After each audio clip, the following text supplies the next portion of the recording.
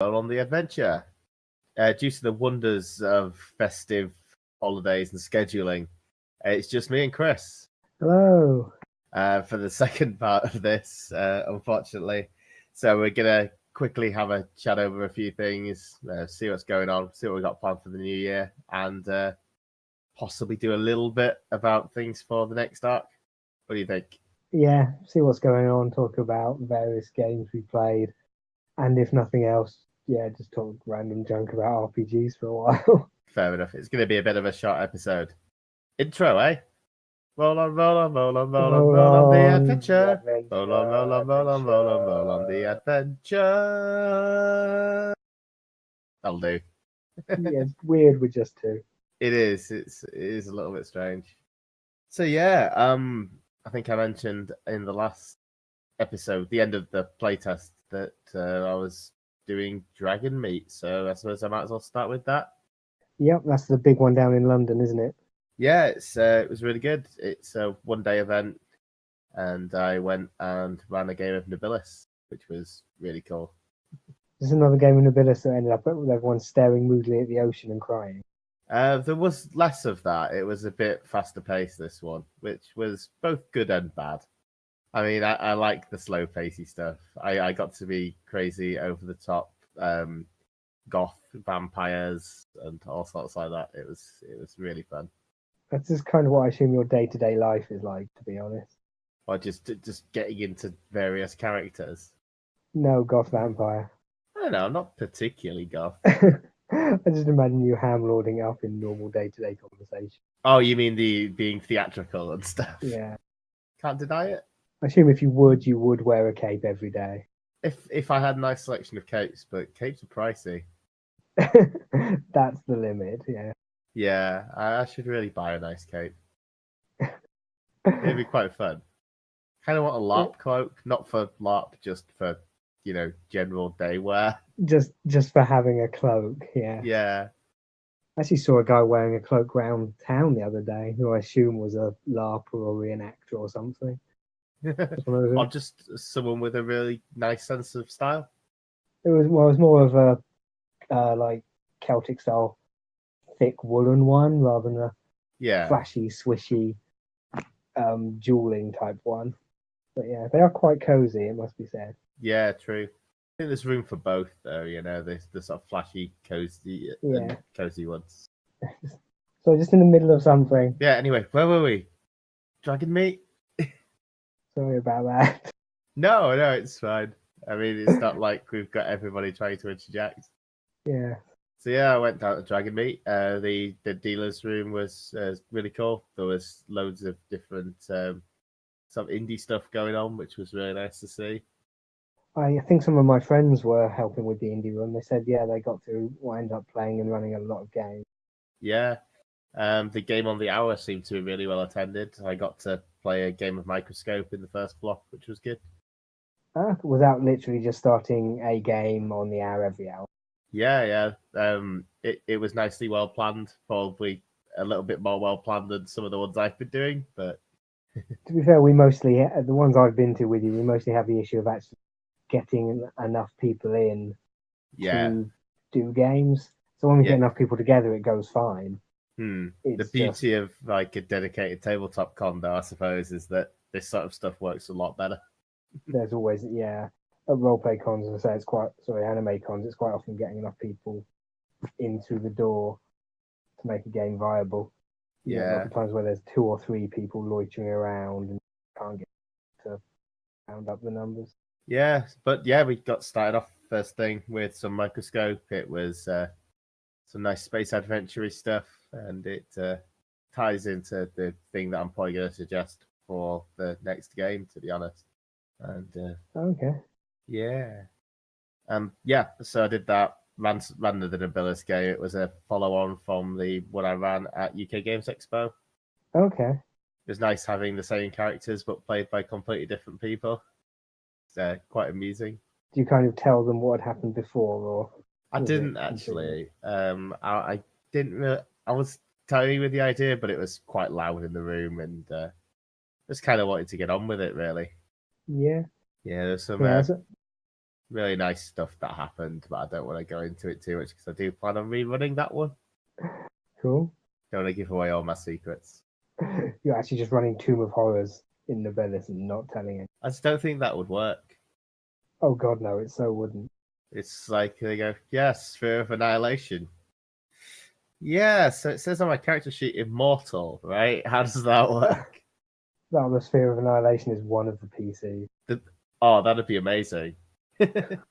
Oh wow! Maybe like I could actually see an Abilis character that is the Tomb of Horrors from the game, just turned into a power and made sentient.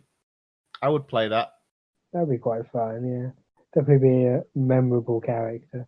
It's like, yeah, I just put my rooms in places, slither in when people aren't looking into the behind the doors in people's lives. Might open onto the Tomb of Horrors, might not. What's behind door number 3? 2d6 killer bees. It'd be like the only time you'd end up rolling dice in Nobilis. That's true. And then purely for cosmetic effects as well. When you just rock up at Nobilis game with a full set of dice, and like, what the hell is that for? Custom tables, baby. Custom tables. Custom tables. Cool.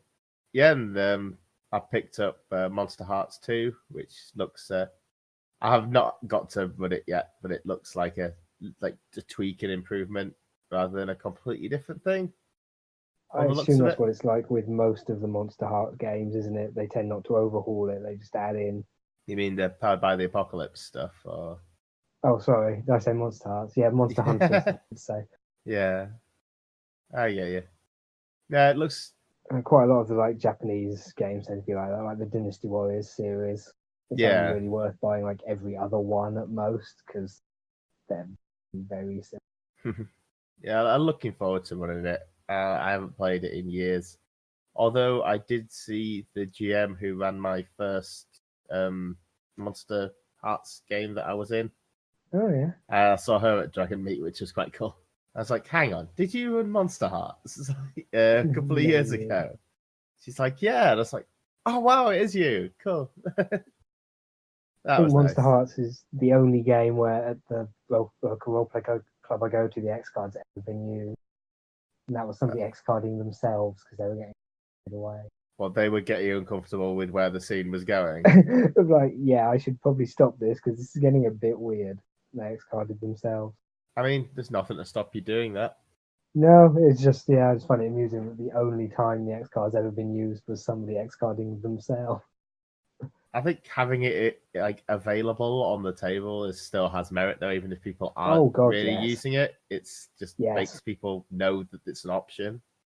Yeah, because it could just be something minor, like somebody's describing a dead dog in the street or something. If your dog's died that week, it's not something you really want them to bring up. Yeah, but yeah, we did as a club rule. We introduced it, I think, 2 years ago. And yeah, we just have a stack of index cards with X's on, and at the beginning of each game, go through the blurb. Yeah. Oh, that's good. As you said, it's definitely better to have it just in case than all of a sudden something all goes to shit. Yeah. I think you'll get better play out of some people as well if they know that if it goes too far, that they've got an option to out. Yeah, without having to be kind of like guys. Just go.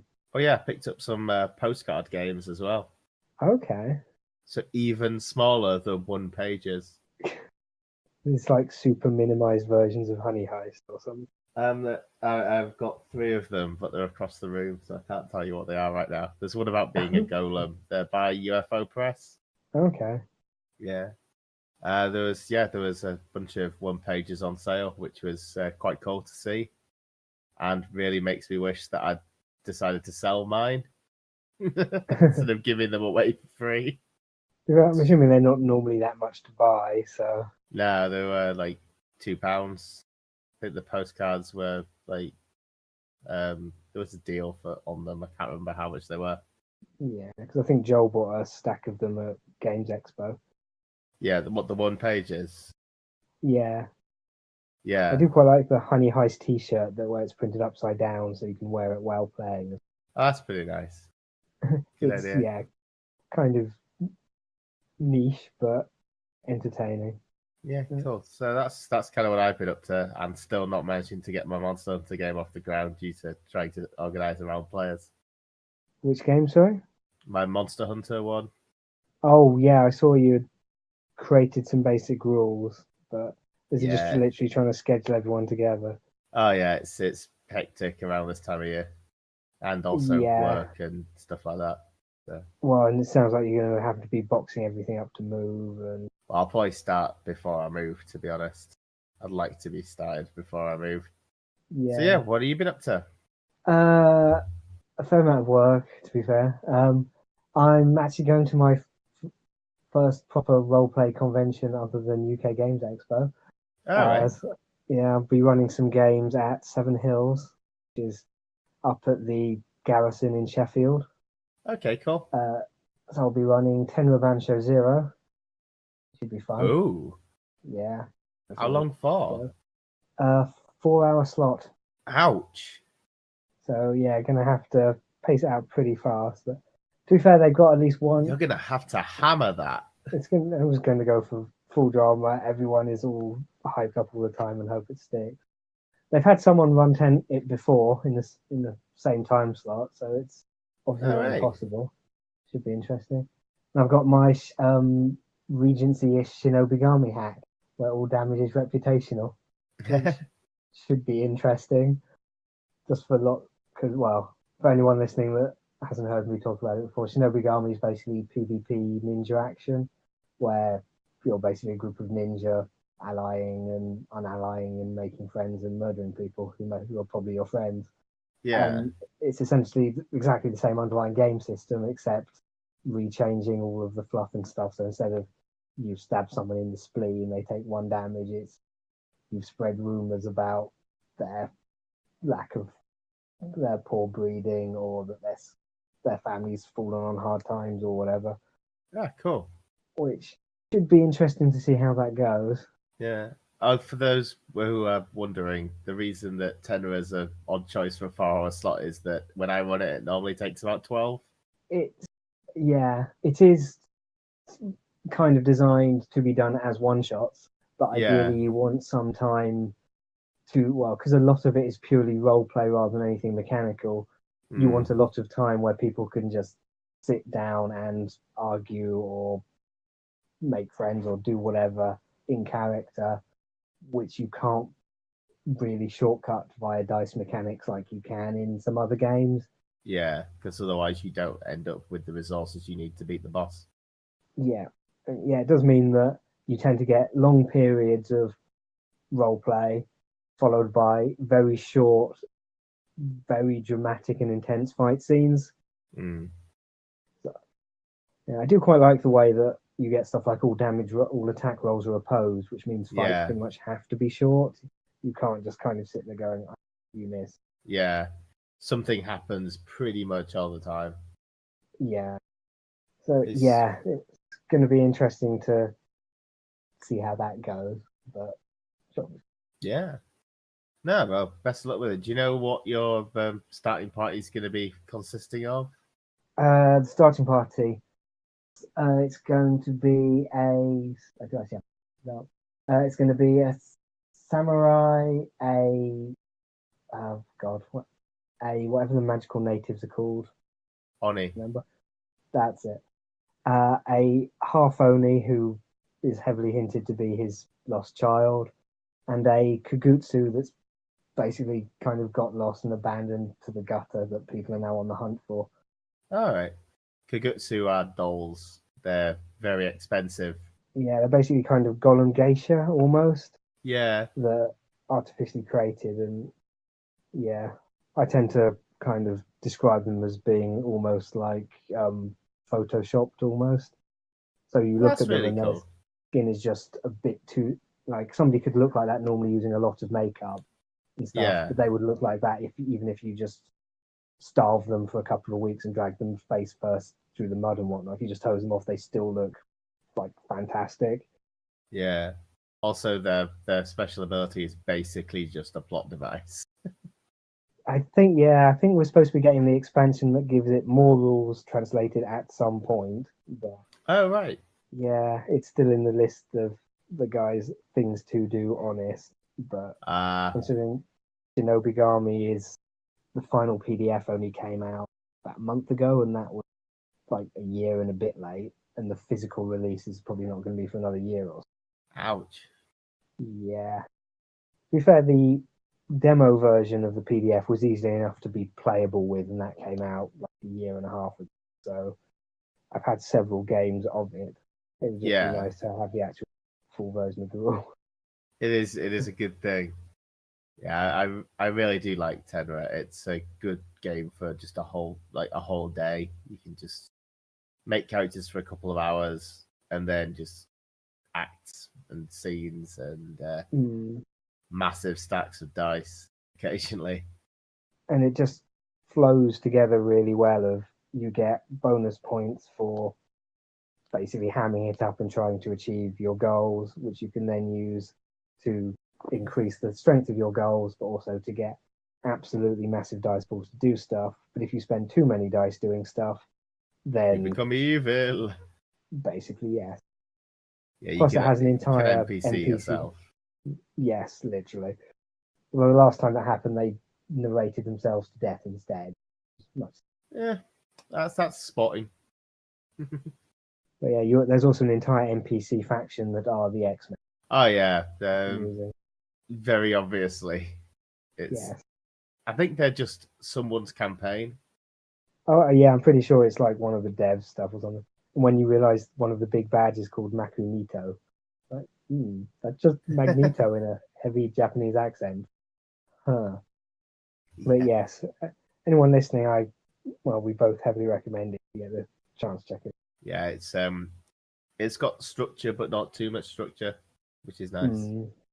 Yeah, it's an interesting mixture between there's enough crunch to actually have mechanics to engage with, but also just a lot of space to describe and make up stories.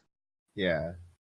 There are quite a lot of the kind of newer story games where it's literally here's some vague discussion of theme and you get points or tokens of some description to do stuff that's on theme, and that's kind of the entire rule set almost. Yeah. I think there's been some more stuff that's a bit more crunchy recently. Like people seem to be embracing tables again. Yeah. Which is kind of cool. A lot of it, I think a lot of that is just because it's when faced with like a blank slate, knowing what to do can be hard. Yeah. The table gives you stuff to work with, somewhere to start from at least. Yeah.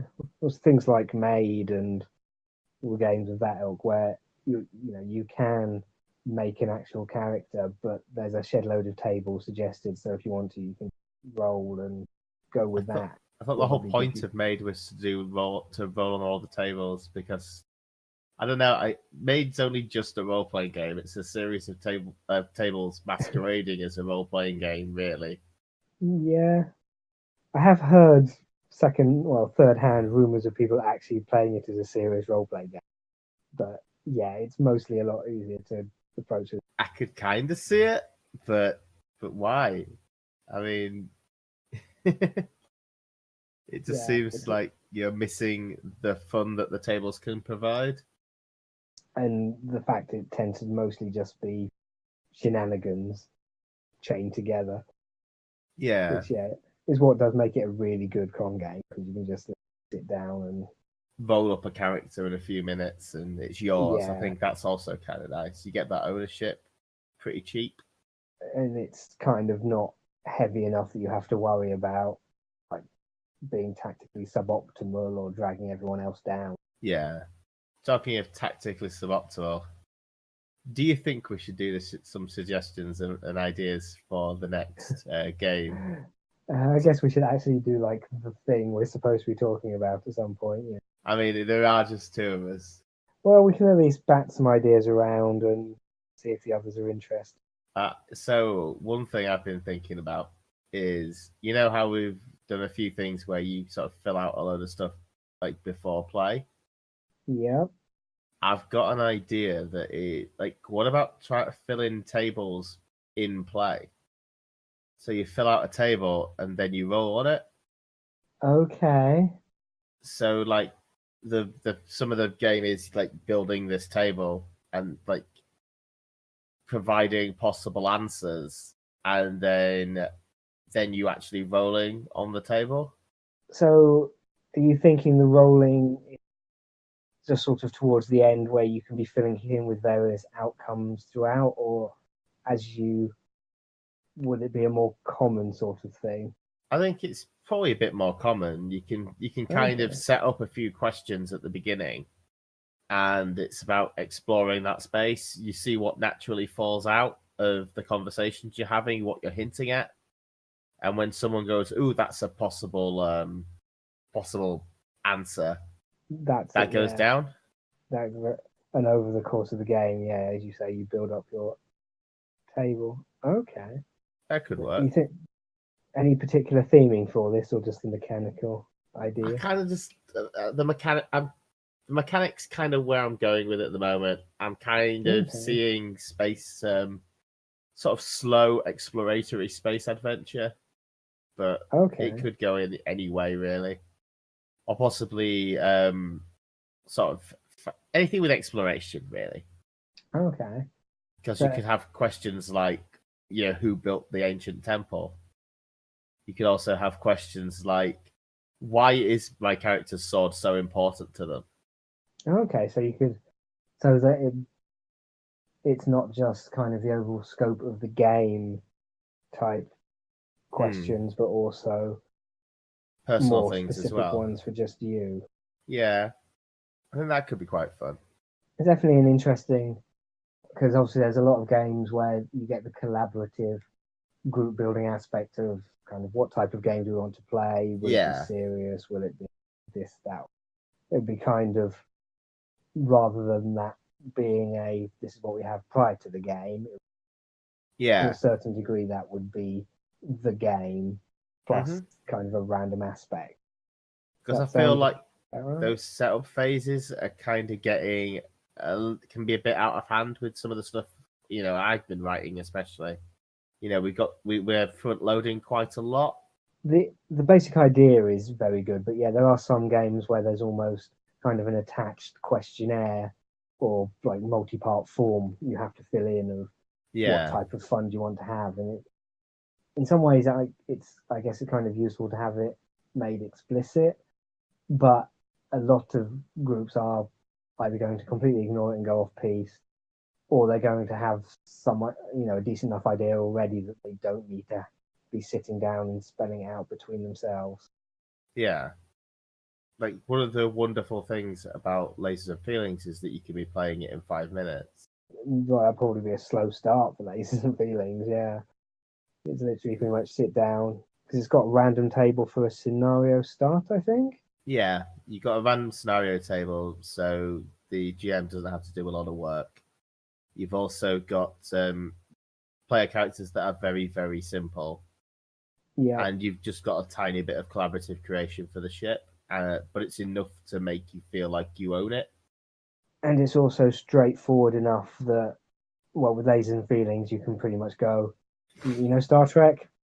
Kind of like that. Let's tweak it a bit. Yeah. And you're good to go. You're not having to go, it's kind of like this, but with a bit of that, but we can also kind of tweak this lever. Yeah. Whereas in like Primordia, that was really fun, taking a long time to get to the game because we were filling out the table. But it also, I could see it putting some people off. Well, sometimes you just want to get to the game rather than, in order to have fun, we first need to do this. Can we just have fun now? Yeah, I do like the idea of picking from lists to get some stuff sorted out as well. I'd like to really accelerate things and try and get us playing within like 5-10 minutes. Okay. Yeah, it'd probably be because I think quite a few of the other ones we've done have been collaborative in. Yeah. Some have had some collaborative aspect.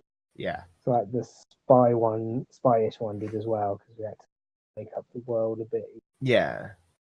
The thing is, I kind of don't want to put the whole get started in a few minutes in as one of the things that I'd like to see. I'm not so sure about that because it sort of precludes us having like a GM write an adventure, which is something we've barely done and could be really interesting to see if if these questions could be part of it. So I'm kind of loath to add that in. If that makes sense. So GM write an adventure, was that? I don't want to preclude that. Yeah. Okay. Yeah. Yeah. Because a lot of the stuff we've done has been so light that it'd be quite hard to write an adventure for, because there's a way of mechanics going Well, there's a lot of that collaborative creation. Yeah. I think if you can collaboratively create what things mean, then you don't have to worry about collaboratively creating the stuff, if that makes sense. Yeah. I've got some ideas, but yeah, I think like that whole answering questions about the characters, especially, could be really fun. Okay. Yeah, that gives the exploration kind of gives at least some vague idea of, I guess, not exactly setting so much, but at least general concepts of you're out away from most of society and exploring out somewhere. Yeah, I mean, well, that's like I might put that in as a thing. You got any ideas? We're gonna go for actual. You go for like actual full-on dice. You want actual full-on dice? Well, I think we tried to do something with just dice before. Which one was that? And it ended up being one of the. There were dice involved, but it ended up being mostly discussion, I think. Oh, the last one was. Yeah, the last one had dice. It had dice. Oh, it did. It also had tarot cards. Yeah, but it had dice. Yeah. So yeah, we could try and actually go for just dice as a resolution mechanic. Yeah, I mean, rolling on tables is cool. Yeah. Ooh, what happens if like there's like a default state for the table? Like if you've not filled anything in, it's just generally quite bad, and then you're trying to fill in things that could be cool. It'd probably be quite useful just to avoid awkward situations where just not enough things have come up to fill in the table. Yeah. It's like, okay, I got a 5, you have to re-roll. I got a 3, re-roll. I mean, like having like a fallback table would be quite cool. Yeah, just something like even something fairly basic of like one or two you fail utterly, 3 or 4 you succeed but not fairly, 5 successful. Yeah. Just so there's, as I say, a fallback, some description. Well, that sounds interesting. So yeah, what are your thoughts? Is there anything you'd particularly like to add? So yeah, actual dice. Yeah, players as well, because we have done so. Players having specific characters with obviously their own specific goals. Player characters. I like the way that you feel you have to specify that that's a thing. Well, because we have done quite a few games where it hasn't been a thing. So that is true. So yeah, go at least vaguely trad with this one. Or at least about as trad as we're going to go. Okay, that's cool. I'm happy with that. You know, there's a bit of my brain that's going, how do we make this GM-less? Because you could just have the players bouncing off each other and describing things, so there isn't actually a GM, or it's kind of round robining it. It's all tables all the way down. To be fair, you could just roll randomly for who's the narrator or whatever, turn or round or something would work. Yeah, so you want player characters and you want to dice as a resolution thing. Yeah. And I want tables and the idea of filling in tables and answering questions in play as opposed to beforehand. Does that sound like what you were after? Yeah. Yeah, I'm just trying to think if it would be more fun to have a specified GM/narrator or... I think we can work it out. Yeah. Yeah. Because are you still wanting to try and possibly do this as a something where you could meaningfully write adventures for? I don't know. I'll see how it works out. I think that answering that is a bit too much. Yeah. You know what I mean? Yeah. Although you could easily tweak the default starting tables in order to give different feels. Yeah, or like provide some guidance. Go like, here's a playset almost. Yeah. Here are some good backup tables. Yeah. If you want it to be super happy, here's a table where all of the default endings are. Cool. Oh, that sounds like we've got something to work for. Well, thanks for joining me, Chris. And we'll see everybody for the next episode. Yep. Everyone have a good Christmas and Happy New Year. Bye. Bye.